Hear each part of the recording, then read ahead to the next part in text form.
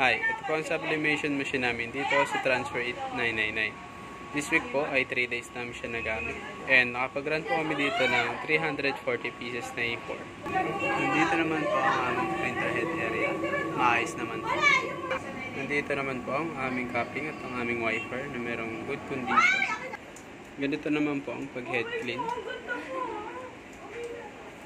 Ganito naman po ang pag-nozzle test. At ito naman po ang aming nozzle check. Nandito naman po ang aming e-tank system. Maayos naman po.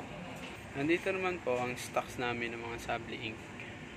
Nandito naman po ang stocks namin ng media.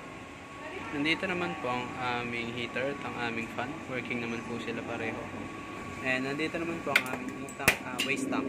Last disposal po nito ay kanina. Nandito naman po ang aming daily checklist. This week naman po ay nakagamit ako ng isang Sabli roll, isang Cyan, at isang bottle ng magenta. Nandito naman po ang aming production lab. Yun lang po. Thank you.